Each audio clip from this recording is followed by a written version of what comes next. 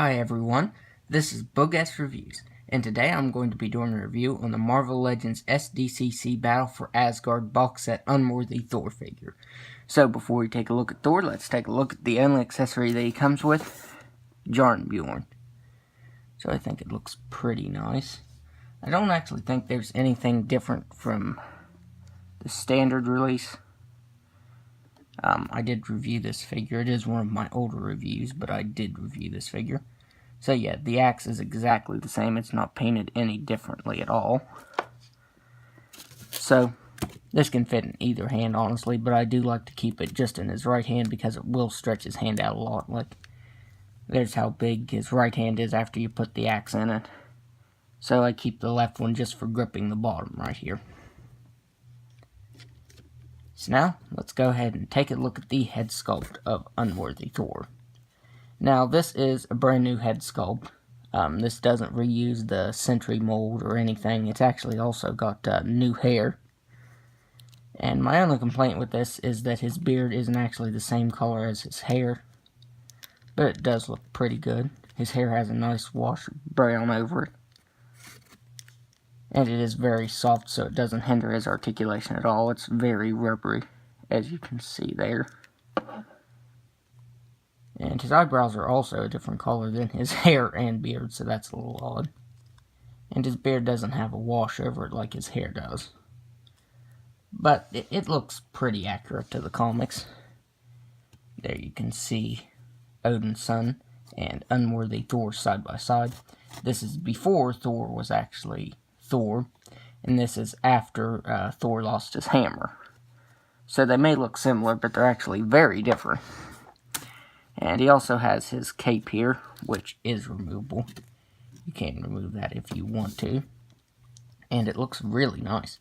It's actually a lot softer than the Odin's son figure too. Like, it's a lot more bendable. Like, I feel like it allows more posability, but it looks really nice. I like how it has a lot of paint variation here. How it's that maroon color and then fades into the really dark red. Really dark maroon, I should say. That's almost like a brown color. It's so dark. But it does look very torn and tattered. It's got holes sculpted in there. And another reason I like how it fades into that color is it looks dirty right there where it's fraying. So that's pretty cool. Like I said, this one did kind of the same thing. It did fade a little into the maroon color, but it was actually a bright red. This is maroon into the really, really dark color. So I do like that better. And let me just put that back on there. There. And he has some chest hairs painted on, not sculpted on. Thought that was a nice attention to detail there. And his arm, this did surprise me just a little bit. His arm is actually Cable's arm from the Juggernaut Build-A-Figure. I figured Hasbro would use the Destroyer arm from the Odin Build-A-Figure, but now that I think about it, this is actually more properly scaled, because on my custom Unworthy Thor figure, the Destroyer arm was just way too big. So yeah, that looks pretty cool. And this time it's cast in a really dark gunmetal color. And there is this band right here that would shift up and down, but I put just a little bit of glue under it, that way it would stay. And there's his wristband. And I think his, the tie around his pants is the same too. Oh, it's actually just a little bit darker. It's a dark brown, and this is a light brown. And then here you can see the difference in the wrappings right here on his boots. On the Unworthy version, it's that gray, like a light gray color. And on Odin's son, it's brown. So yeah, there are differences. I mean, the main one being the top half of him, like from his waist up, it's different. Especially his arm, because, spoiler alert, Malekith actually cut it off. I mean, if you have the figure, or if you've read any of the comics, you'll know that Thor doesn't have his normal arm. So yeah, that was actually pretty shocking to me when that happened in the comics. But honestly, I think Thor looks way cooler with a metal arm. And like I said, this is supposed to be the Destroyer arm. But this does look pretty good. It surprised me how much I actually liked Cable's arm on Thor. So now let's go over the articulation.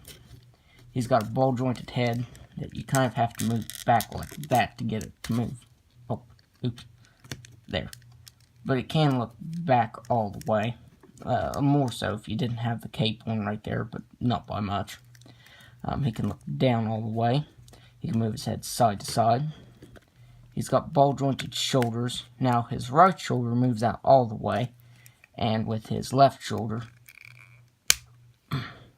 I'm afraid I'll break it moving out because I kind of have to put a lot of pressure into moving it. I tried boiling it, and it started moving just fine, but then it hardened right back up and just got stiff again. So, yeah, it snaps a lot when you move it. So I tend to just leave him like that, leave his shoulder like that. He's got swivel at the bicep, double jointed elbow, swivel wrist that can move side to side, and up and down. He's got an ab punch that can move back all the way. And as I said before, the cape doesn't hinder that because it's a lot softer than the Odin Son figure's cape. So that doesn't affect the crunch moving back. He can crunch forward all the way. He's got swivel at the waist that can move side to side. Ball jointed hips that can do a complete split. He can kick forward all the way. He can kick back just a little bit. He's got swivel at the thigh, double jointed knee, swivel at the ankle. Well, it's actually a double swivel. Yeah, swivel right there. Well, that's actually more of like a shin swivel. And then swivel at the ankle, and an ankle rocker. So the articulation is pretty much what you'd expect, because the articulation is pretty much the same. Because I had the same problems with my Odin Son figure, having the weird arms that won't move. So that's really my only complaint with the figure. That and his beard isn't the same color as his hair, but that's something minor. I'd consider the arm not moving to be a major thing, you know. So now let's do some size comparisons. There. So now let's do some size comparisons. So, here he is, next to the Odin Son figure. And Odin Son stands just a little taller, which is kind of odd because it's the same figure. I think it's mainly because his head's a little bit bigger since it is Sentry. So there he is next to Odin Son. Here he is next to the only other figure from this set that I have reviewed, Malekith. And here he is next to the Jane Foster Thor figure. Now, this is pretty much the same as the one that comes in the San Diego Comic-Con box set. The only thing different is the hammer. So, you know, I'm considering that I have the whole box set now because I think that's literally the only difference is the hammer. The hammer is translucent blue. So, I actually reviewed this quite a while back, too. No, I probably won't review it again, but here he is next to her. So, if you can get this figure, I would highly recommend it because it is a lot better than the normal release. I like the Odin Son figure, but this Unworthy Thor figure is a lot better. So that's my review, and if you like this review, be sure to hit the like button and subscribe to my channel. Thanks for watching.